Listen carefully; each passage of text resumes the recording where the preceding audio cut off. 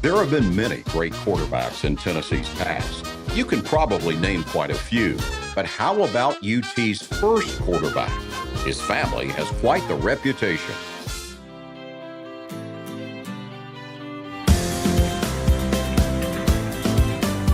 Going My Way with Alan Williams. Brought to you by the Lawson Family Foundation, planting positive seeds for the future.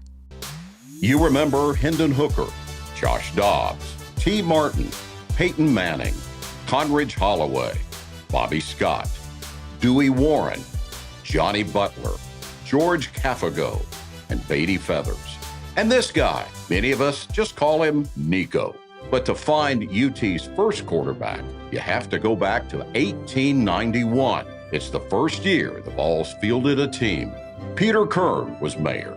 H.T. Hackney just opened for business. It was just a few years prior to Knoxville's downtown $1 million fire. In 1891, Tennessee was only coached by students, but it did have a quarterback, Howard Iams. Howard Iams was the oldest son of Joseph and Mary Iams, and the Iams family came to Knoxville in 1866. Howard's father, Joseph, was renowned to be one of the greatest deaf and dumb teachers, as they were called back then, to come here, and he was hired by the trustees of the Tennessee School for the Deaf, or the Deaf and Dumb Asylum, upon what we know today as Summit Hill.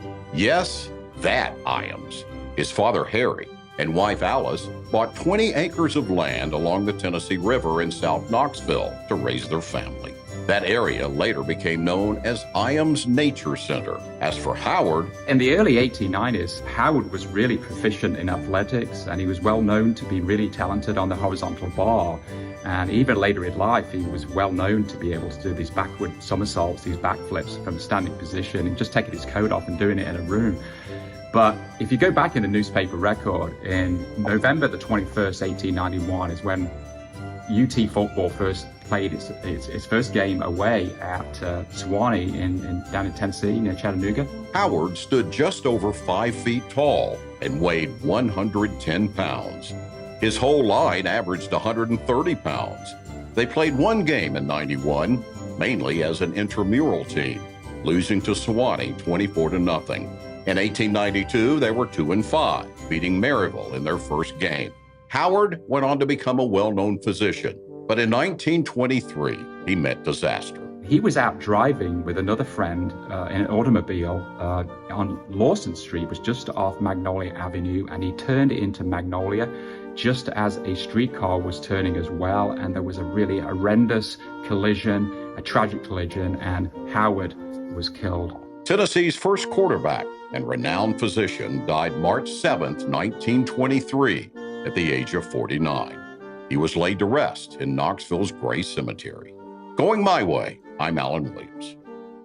Driven by the belief that every life has equal value, the Lawson Family Foundation strives to make a positive difference for East Tennesseans. This week, we honor Safe Families for Children, an organization that supports and strengthens families, preventing child abuse and neglect, and helping to reduce the number of children entering the welfare system. Safe Families for Children and the Lawson Family Foundation, sowing positive seeds for the future.